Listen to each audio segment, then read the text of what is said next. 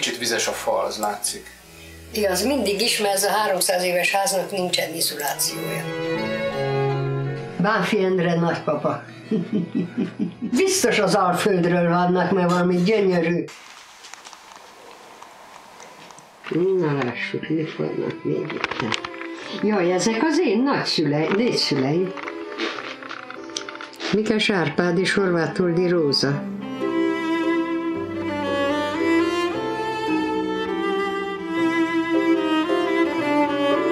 Itt sajnos úgy látszik, nincsenek beírva, hogy kik.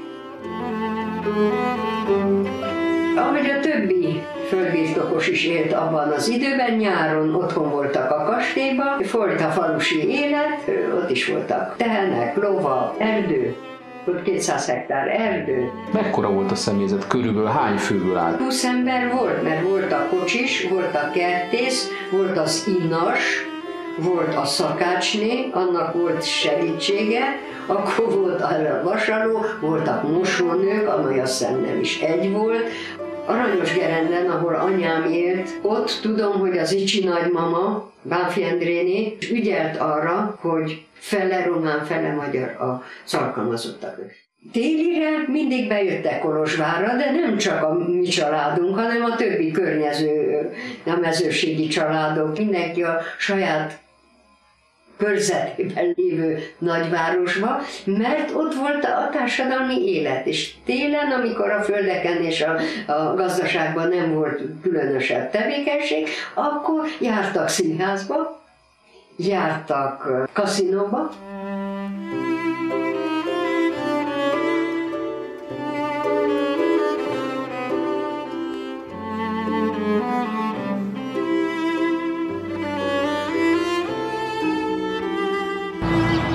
Az erdélyi főnemesek világát egy szocialista szeszgyári lakótelep közepén idézzük fel Mikes Borbála grófnővel. Itt rejtőzik ugyanis az uzoni udvarház. A hajdani Háromszék vármegyében a Kárpátok lábánál fekszik Uzon.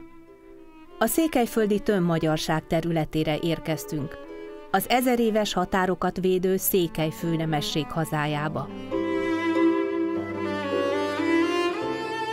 És a mikesek földjére, akikről Orbán Balázs azt írta, alig volt olyan szabadságharca hazánknak, amelyben egy vagy több mikes ne játszott volna kiváló szerepet.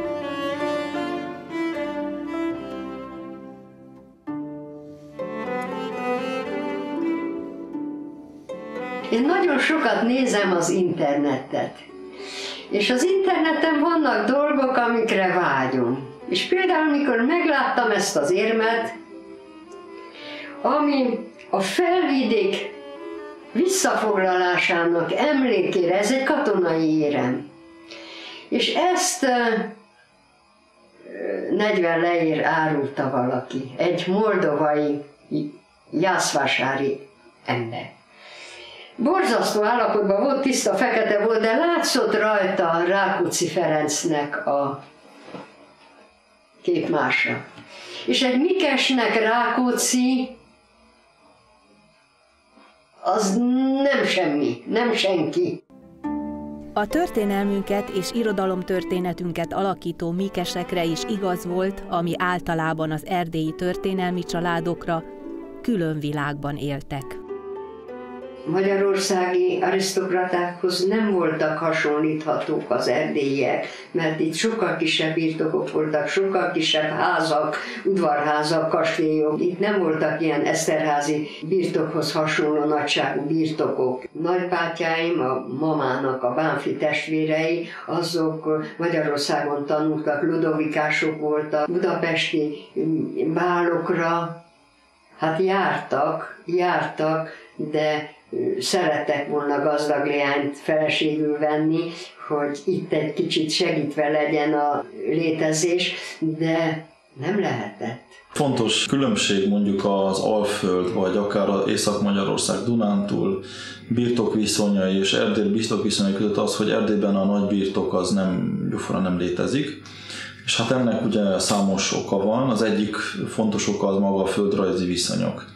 annyira tagolt geográfiailag ez a terület, hegyek, dombok, folyóvölgyek, eleve nehéz volt a nagy birtok kialakulása, másrészt pedig ugye az erdély történelmi berendezkedése, a kiváltságolt területek, szászok, székelyek gyakorlatilag Erdély területének közel felét dominálják. Ennek következtében természetesen az építészet is szerényebb, ha úgy tetszik.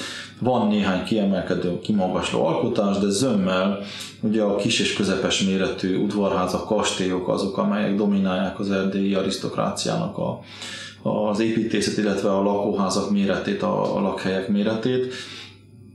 Ugye itt is, ami kilóg a sorból, az a boncidai Bánffy kastély, ugyanakkor a kolozsvári Bánffy palota. A Székelyföld régiójában a kastélyokat egy kicsit úgy erőltetve mondhatjuk kastélyoknak, hogy az, ami legkevesebb 300 négyzetméter bizonyos területet kőből, téglából, annak megfelelően van építve, azt inkább mondjuk kastélynak, az attól kisebb épületeket, még akkor is, hogyha falfestéssel voltak díszítve, vagy szép reneszánsz kőajtókeret volt, akkor inkább maradjunk udvarházaknál. Az apróbb udvarházak, hát az egyik legszebb gyűjtemény 3 széken van, de nincs olyan falu, ahova bemész, ne találj egy-két udvarházat.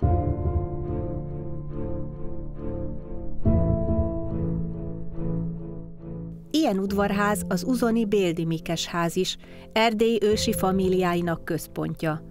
A visszaperelt épületben él ma Mikes Borbála grófnő és unokaöccse Mikes Zsigmond a családjával. Ám rögös volt az út, amely ide vezetett. Mikes Borbála megélte az erdélyi főnemesség alkonyát. Jó világnak már sokkal hamarabb vége volt, mert az, mikor a második világháború után mi a menekülésből, mert mindenki menekült az oroszok elől, mert az első világháborúban olyan rossz emlék maradt. Boldog-boldogtalan biciklivel, szekérrel, taligával, teherautóval, lovon, ki hogy tudott, tele voltak az utak. A Magyarország felé menekülő oszlopok. Este minden kaput kinyitottak. Minden kaput. Legtöbbet. Nem is mondjuk, hogy mindegyiket. És be lehetett menni a lovakot, bevinni, inni adtak, az embereknek inni adtak, lehetett megmosdani, szóval hihetetlenül befogadóképesek voltak a magyarországiak. Minden, úgy a gazdagok, mind a szegények, és talán még inkább a szegények, mint a gazdagok. Emlékszem, hogy arra az udvarra, hova betértünk, ki volt téve az udvar közepére egy hosszú, gyarulatlan asztal, és arra ki volt rakva legalább 10 görög dinnye. És ott volt a nagy kés, és lehetett rögtön, és olyan szomjasak voltunk, és olyan jól esett az a friss dinnye, hogy az életem, azóta szeretem úgy a görög dinnyét, az egy hihetetlen dolog volt. 45-ben új világrend köszöntött be, és a Mikeseknek haza kellett térniük Erdélybe. A háború végigszáguldott kastélyaikon és birtokaikon. A házak szétlettek dúlva, és akkor volt a nagy veszteség, szóval nem a kitelepítéskor. A kitelepítéskor már csak, amit falusiak visszahoztak egy-egy bútort, amit ők vittek el, amikor látták, hogy mindenki rabol, és a katonaság rabol, akkor a falusi is elvitt egy-egy holmit. És úgy kaptuk vissza ezt a Szűz Mária képet akkor, a háborúból visszajövet, hogy megizente az az asszony, aki elvitte Csesztvét, hogy 3 kiló zsírért visszaadja, és akkor aztán szaladt a család, hogy kerítsen 3 kiló zsírt, mert borzasztó nehéz volt. Háború után nem volt 3 kiló zsír, 1 kiló se volt, szóval ez egy nagy dolog volt, de visszakaptuk a képet.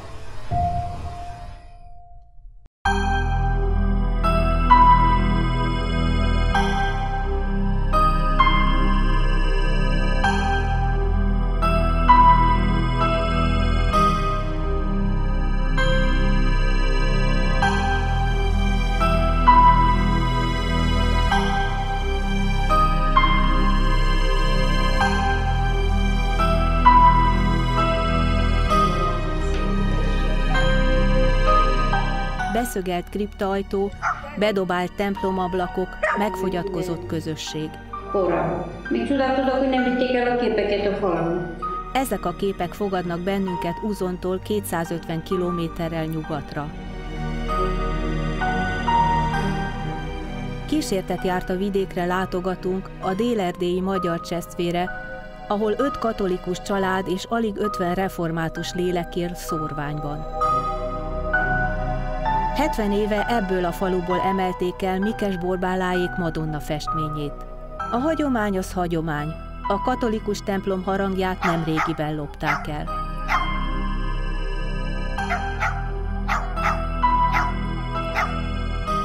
Azóta a csesztvei katolikusok rendre elkésnek a miséről.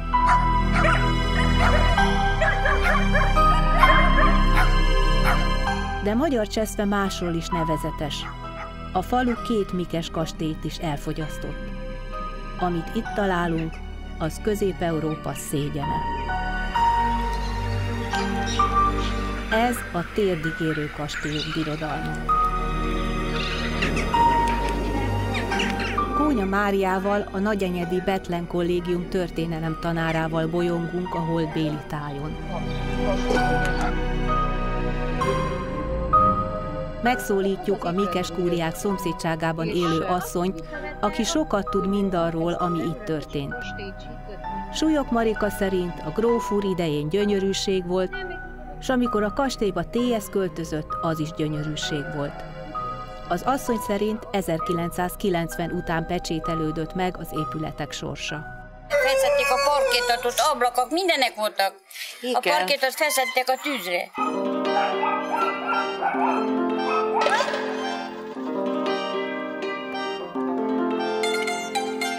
A szemerkélő esőben előcsalogatjuk Marikát a kerítés mögül, és elindulunk a kastélyok felé. Van itt élet az egykori angol parkban és a szökőkutas rózsakertek helyén, ha nem is egészen olyan, amilyet a mikesek megálmodtak. Harcias házőrző pulykák és kecskék bóklásznak a T.S. roncsai között.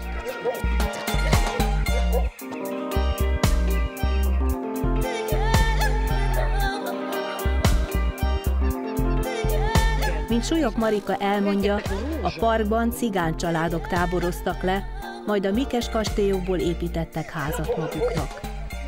De a falu előszeretettel használja a parkot szemétlerakónak is. Még magyar mesekönyvlapjait is viszi a szél, rabló meséjét. Kónya Mária a rendszerváltás előtt tanított Magyar Csesztvén, akkor még látszott valami a mikesek világából. Emlékszem, hogy eljöttem erre, hogy nézzem meg, hogy itt mi van, hogy van, és akkor láttam én, hogy nagyon szépen rendben volt tartva az épület, a kastély is. A kastély előtt volt egy nagy fenyőbokor, de akkora volt az a törpe dolog, az a nagy kör, azt is. Igen. Itt volt egy nagy beton, megint egy nagy kör, beton, az is nem tudom, mi lehetett. És akkor ott mi volt, Marika? Ott mi volt? Ami most ott füstöl? Kút. Az volt a kút. Igen. Most telerakták szemét? Szemét, és megjutottak. De itt teli volt, itt nem látszódott ki semmi, csak szemétdomb volt. Szekerekkel, ide voltak be kórét, mindenfélét. Az asszony szerint ilyesmi nem fordulhatott elő azokban az időkben, amikor a gróf házába beköltöztek a kollektív gazdaság irodái. Gyönyörű kollektív volt. És azelőtt egy pár éve csak rakták olyan szépen rendben, mikor jött a revolúció. Mert addig még el volt úgy hanyagolva, de akkor, mikor jött a revolúció, nagyon rendben volt. És aztán azután mindent, melyik amit ért. Nem törődött senki semmivel, mindent elhordtak. Láttam mindent, egész ameddig minden porra ment. Vége van annak, én tudom, hogy vége van, már a főszereplő a kecske. Zsigmond megszólított egy embert, aki éppen bontotta a kastélyt és vitte a téglákat, hogy azt ne csinálja, mert az a miénk. Nem akart megállni, azt mondta, hogy ez a senkié. Ez, hogy maguké. Maguk eddig nem csináltak vele semmit, akkor ez itt csak szétporlik, hát miért ne vigyem el? Mi történt azzal a kastéllyal? Hogy lehet az Erdély egyik legtragikusabb sorsú kastélya? Hogy épült az le? Az úgy épült le, hogy az mikor a kollektív gazdaság kiment belőle, 89-be, és az nagyon hamar kiment belőle, tudniillik ott az emberek mentek, és lefoglalták mindenki magának egy bornyút. Akár magyar lakosságú területekről, akár román többségű területekről van szó, 40 éven át egy más életet élt a falvak népe.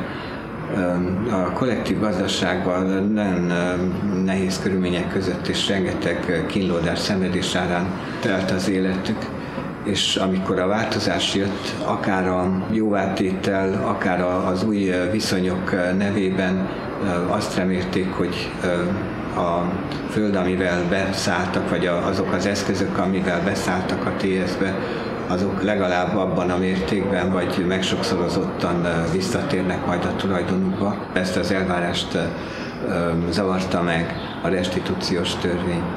Mi beadtuk a kéréseket a maga idejébe, ott is kellett pert folytatni, és az is elég sokáig tartott, de akkor mi még Kolozsváron éltünk. Mire minden papír megvolt, és minden, akkor kezdték már szétholdani. Szóval választani kellett, mikor visszakaptuk ezt is és azt is, hogy mi hova költözünk. Meg az ember nincs ott, akkor ez a sorsa. Nem lehet magára hagyni egy kerítés nélküli épületet. És mivel ez magyar vidék, és az nem, azért ezt választotta Zsigmond. Székelyföld, ugye? És akkor ide jöttünk, és az nem lehet kétfele. És Zsigmond mindig mondja, hogy nagymama, ez a nagymama, akinek itt van a képe, Béldi Emma. 19-ben, mikor hazajött a férje, nagyapám Mikeskelemen az első világháború, mert ugye ő katonatiszt volt. Megkapta a spanyol náthát és meghalt. Nagymama egyedül kellett attól kezdve, 19-től kezdve rendezze a birtokokat, ami háromfele volt. Csesztve volt a család, már ott lakott, vagy nem tudom, 200 éve, vagy 150 éve, vagy valami. A kiskastélyban laktak mindig hátul, és elől a nagyba, amit 1850 körül építetett Mikes János. Úgy gondolta a nagymama, hogy azt adta apámnak, a másik fiának, Sándornak, Mikes Sándornak adta fenest, 100 fenest Kolozsvár mellett, és nagymama tartotta magának ezt, de nem lakott itt Uzomba, hanem jött, ment, a fiai rendezte. Mind érdekességet, ami itt van alul, Anita, ki tudja venni? Persze.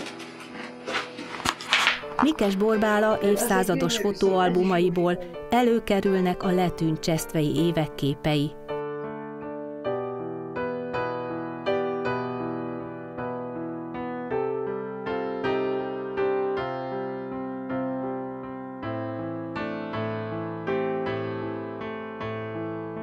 A kastélyok is láthatók még teljes épségükben a két háború között, köszönhetően Béldi Emma vasakaratának. A 17. században épült kiskastély és a klasszicista nagykastély, vagy inkább tisztes udvarházak, kúriák körül pompázott az őspark és a híres virágos kert.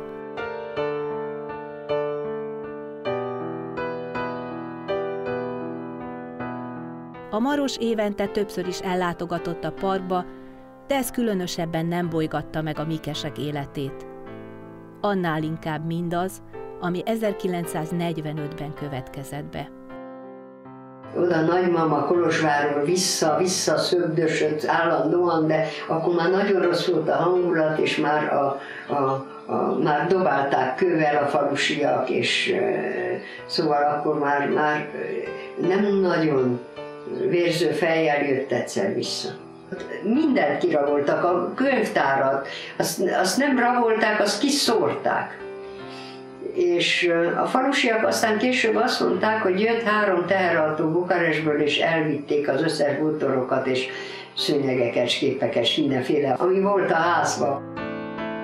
Az igazán nagy törés a hagyományos erdélyi társadalomnak a felépítésében az a második világháborút követően kezdődik. Jön az 1947-es nagyállamosítás, amikor ez a társadalmi elit, amit nemességként hívunk, az teljesen jogfosztottá válik, és nem csak, hogy elvesztik a birtokaikat, de a nép ellenségének is titulálják őket. És hát az 1940-es évek végi államosítás az lefejezi azt a világi elitet, amelyik addig évszázadokon át irányítja Erdélyt. Azt lehet mondani, hogy az 1960-as évek végéig zajlik ez a tisztogatás az elit körében, amíg teljesen sikerül megtörni azt a hagyományos polgári és hát nemesi vezetőréteget, amelyik Erdélyt irányította.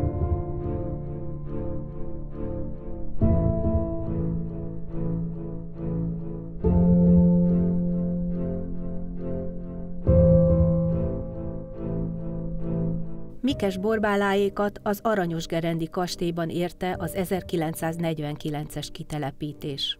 És nekünk megizente a gyéresi jegyző egy nappal a kitelepítés előtt, hogy vigyázzanak, mert éjszaka jövünk. És akkor mama gyorsan fogadott egy kicsi teherautót, hamar a faluból szerzett, és oda felrakott egy pár darab bútort, és ágyneműket, koffereket a ruháinkkal. Borbála családja Kolozsváron húzta meg magát, 5-en egy kis albérleti szobában. De a Mikes kastélyok is oda költöztek a néhány négyzetméterre. Csodálatos szoba volt, mert az mama elrendezte szekrényekkel elválasztva, hogy abból egy lakás 5 szobáját képezte ki. A kredenc és a kályha között volt az ebédlőasztal, ez ahogy beléptünk. Tovább volt a szalon, ahol volt a kerekasztal, divány a fotelekkel. És a szoba végébe, ez a gyerekszoba után volt egy gyönyörű paraván. Egy 2-szer ilyen magas, mint ez, és szivargyűrűkkel, gyönyörű színes szivargyűrűkkel volt teleragasztva, 4 ága volt, 4 nagy ága volt, amivel el lehetett ezt mosdó helységnek választani.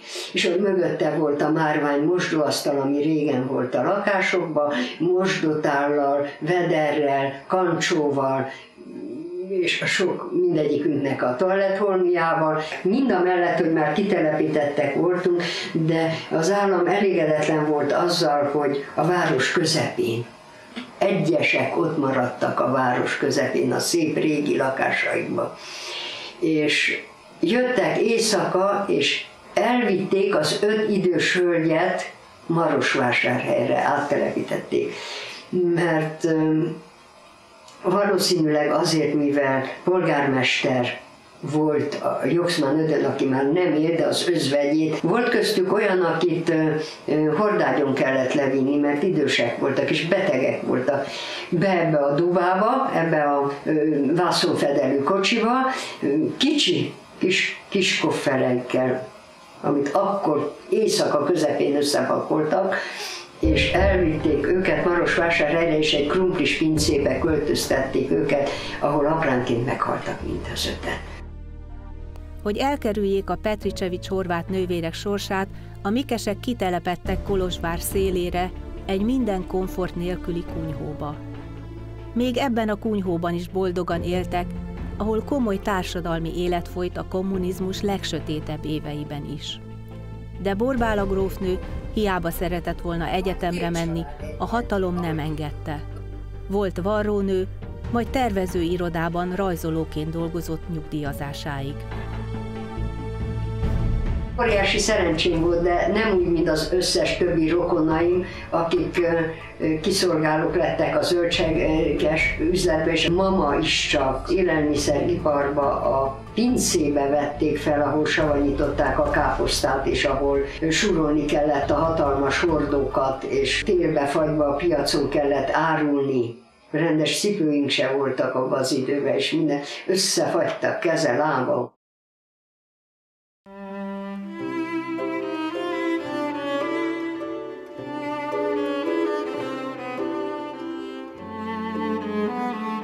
A régi életformához többé nem volt visszatérés, ahogy magyar Csesztvére sem.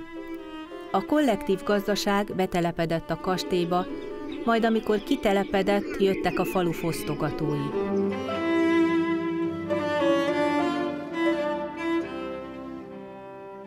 Így lett a klasszicista nagykastélyból traktoristák központja.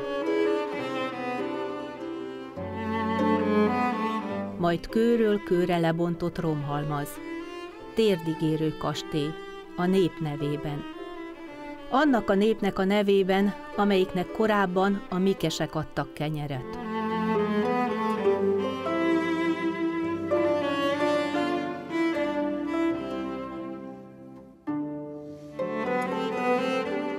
És a régi világban szerették a grófékat? Szerették. Mindig olyan szépen beszélt anyósom róla, az édesanyja is volt, mama. Ők is nagyon, mert ők voltak akkor, még a mama idejében, a anyósomnak a szülei, ők voltak a szobaleányok a grófnál. Disznót kaptak, el volt mindenki látni, mindig mondta anyósom. Kár, hogy ennyire porrá ment minden, és nem vigyázta meg senki.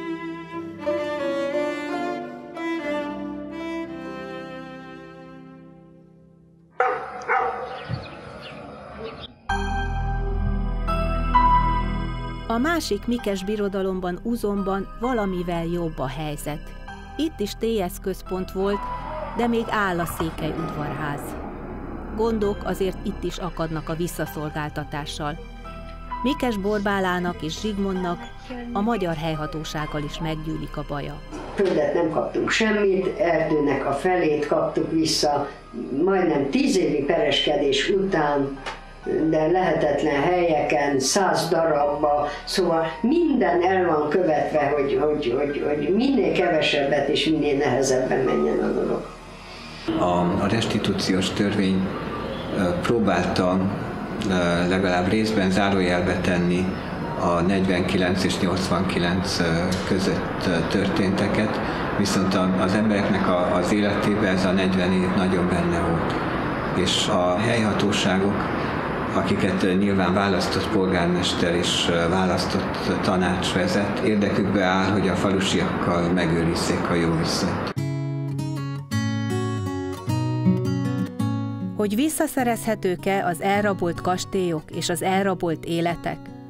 És elrabolható-e a belső vagyon, a noblesse oblige, vagyis amire a nemesség kötelez? Mint kicsi gyerek egyáltalán nem értettem, hogy otthon egyfélét hall az ember, az iskolában egy egész egyebet, és hogy ottan, hogy szidják a kizsákmányolókat, mikor tudtam, hogy mi az, hogy kizsákmányoló, hát soha senkit jogtalanul nem kezeltek a nagyszülők se és a szülők se. És azt a szülők megmondták, hogy amit az ember ott hall otthon, azt nem mondja, mert bajt csinál a szülőknek, rengeteg ember került börtönbe. És akkor ott meg kellett tanulni, hogy a saját osztályáról az ember úgy beszél, mint rablókról, vagy nem tudom micsoda, gazemberekről. Az igazság az egy elvont dolog, és az több van. Kettős személyiség alakul ki az emberben.